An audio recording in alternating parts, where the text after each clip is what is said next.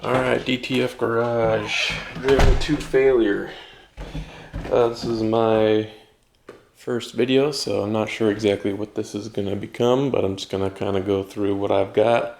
What I work on, I kind of like to watch YouTube videos, and then as I work on my own things, I tend to break more, so it's kind of a perpetual thing where I need to know how to repair things as I move forward. Here in the garage, still kind of coming together.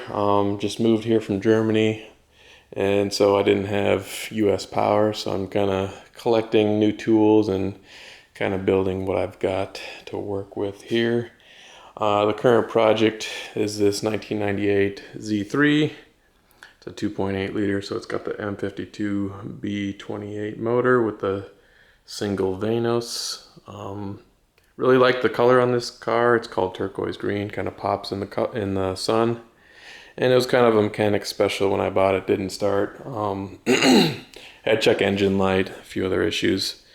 Anyway, it turned out to be needed a battery. I replaced the top on it. Can't see it right now because it's reclined, but essentially the top that was on it, the seams were broken. Water rained inside the car, so the front carpet area and the foam underneath it was saturated in water, and the passenger seat was also saturated in water. So the seat sensor, seatbelt tensioner, and then the seat track were all replaced off of salvage parts that I could find, and then also replaced the rear carpet section underneath the seats, kind of get rid of some of that mildew smell. Replaced the top with a vinyl top that I found on eBay for 280 bucks. Pretty straightforward process. The only thing that really gave me any trouble was placing the seals back in their proper orientation to ensure that they sealed around the window and everything while it's raining. A couple other things that I've done to this vehicle. I'm not sure if there's enough light back here. Remove the secondary air pump because it was really loud, and then that's plugged off there where it was connected to the engine block.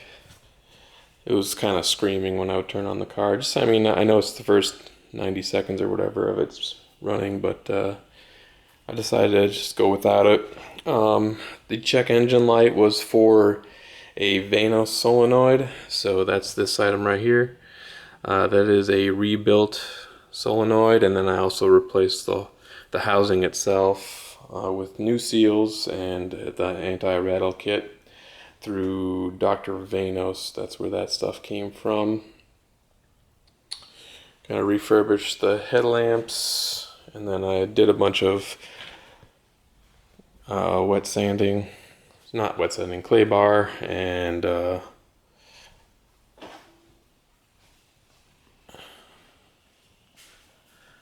compounding on the hood. It was pretty beat up just from the sun and everything. Also rebuilt the front end suspension area, replaced the control arms, which came with new ball joints.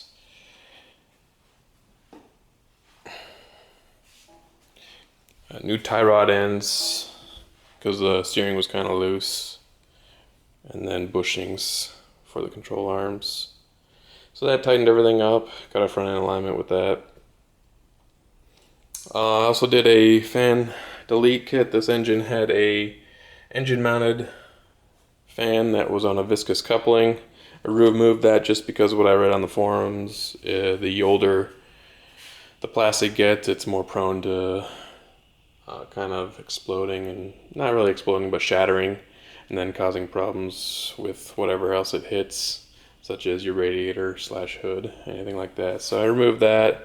That kind of gave me some initial issues with the heat here. We are living in Georgia, and it was running fine as long as the car was moving, but once you got into like a road or like a traffic jam situation, or drive through or anything like that where you didn't have moving air, the engine did start warming up. And actually my wife was driving this last week and kind of exploded on her. I'm not sure if you can see it, coming out of the side of the expansion tank there. It sharded itself. Basically, there's like a separating vein inside of the expansion chamber, and that somehow shot right through itself, so it self-drained and kind of made a mess. We had to tow it back to the house. I think the culprit may have been the cap. Didn't release any of the pressure. Also, it got too hot.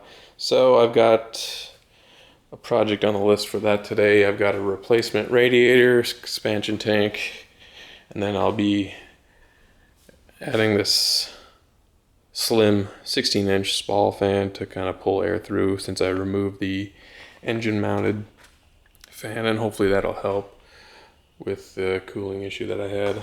Also, this radiator that I'm putting in the vehicle is from the Z3M, and it is actually a little bit thicker, so it should be a little more efficient in cooling the vehicle for future performance upgrades or racing. The intent of this vehicle is going to be to bring it to SCCA autocross events, and just kind of, as things progress, replace and upgrade as it's needed, as it breaks, that kind of thing.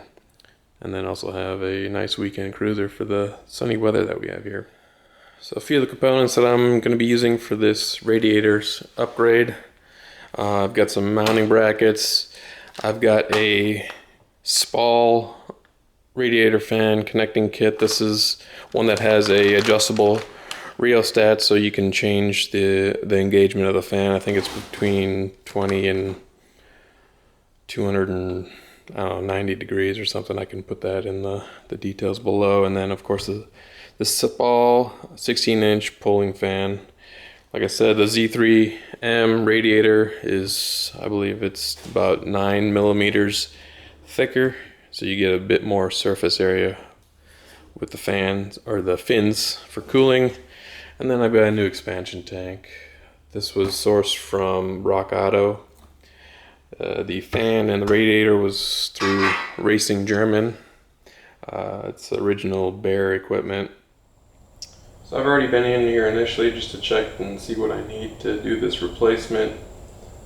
These radiator brackets on the top, just the age of the vehicle, these plastic brackets got fairly brittle, and the one on the passenger side broke. I've got some new parts coming. Those should be here in a couple days. Those were sourced from FCP Euro. The driver's side one seems to be okay, but I just ordered a set of 2 of these just to be sure that I have everything that I need when I put this back together. Like I said, this thing already kind of leaked a large portion of its coolant all over the road when it burst the expansion tank, but I'm going to go ahead and drain the rest of the fluid here just to ensure that we've got everything out of it before I disconnect the hoses on it. My resources for this are going to be obviously YouTube videos, and I've got this Z3 Roadster service manual through Bentley. Got some good images. It's got all the torque specs that is required for the fasteners, and good step-by-step resource for what I'm doing here. So I'm going to start by grabbing this 13 millimeter extension socket and remove the plug from the bottom of the radiator. I did have some issue with this before. It is a plastic plug, and I just snapped the head off. I ended up just using a thread or a bolt extractor, and that seemed to get it out pretty quick. I did have to order a new plug, and that took a minute to get here. It had to be ordered from the manufacturer. I think I used Advanced Auto for that.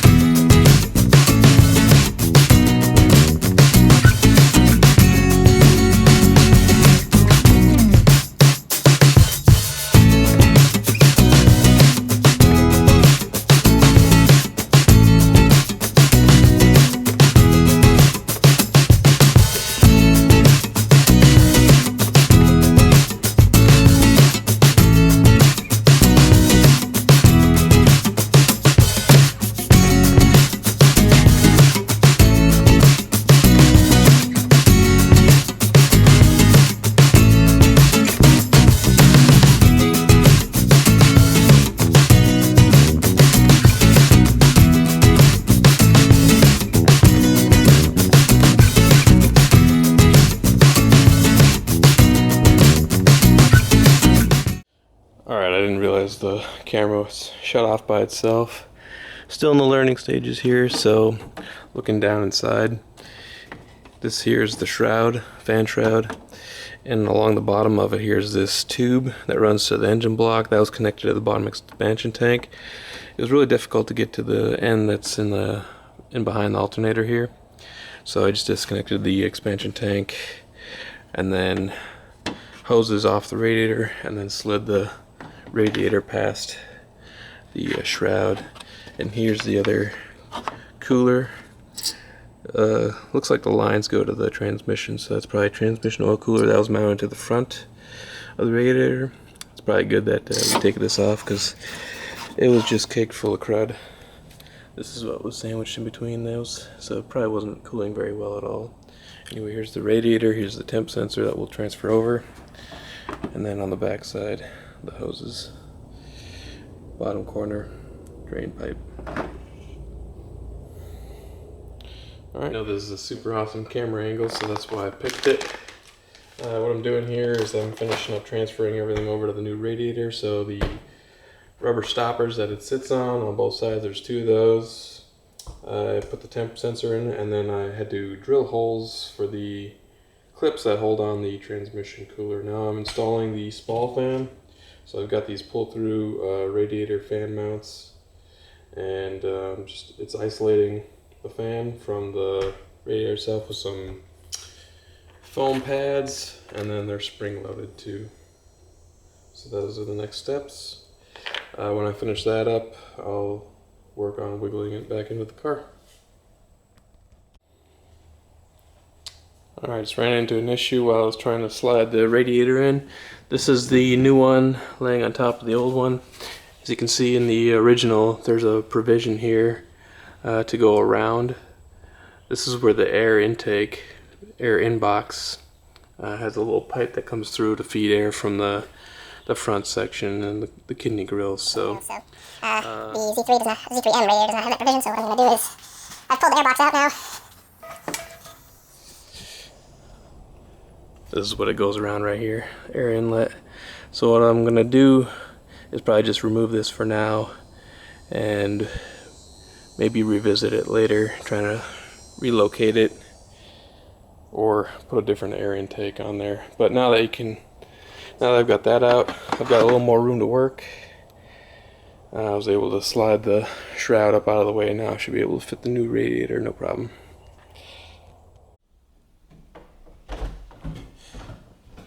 Alright, DTF, got my next shipment of parts in I've been waiting for. Ordered a few things from FCP Euro. I got a new expansion tank release cap. Radiator mounts, those were kind of brittle, I broke one of those. Got the new upper hose, expansion tank line, and then the lower hose, just because I wasn't sure if any of those were compromised when the expansion tank itself sharded. So, now what I'm going to do is just finish the install, and then we will fill and bleed the system for the manual. While I was waiting on the parts, I did install the Spall fan kit with the adjustable rheostat, so you can adjust it, the temperature at which it engages. The Z3M radiator did fit pretty well. It was requiring some trimming of the shroud, but it was just a small piece at the top that I had to cut out, and then it fit right over the Spall fan. I guess was really what was having an issue with the shroud, but everything fits, and we'll just go from here.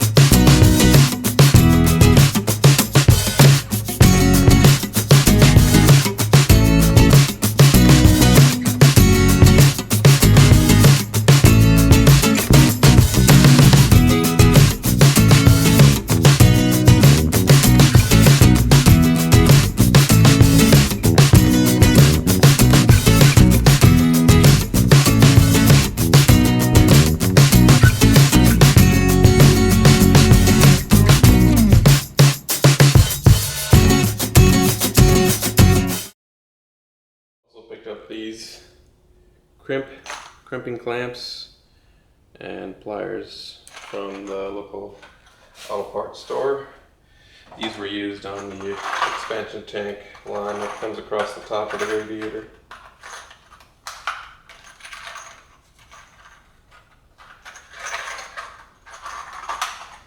Looks like the 1/2 inch size was going to work as needed.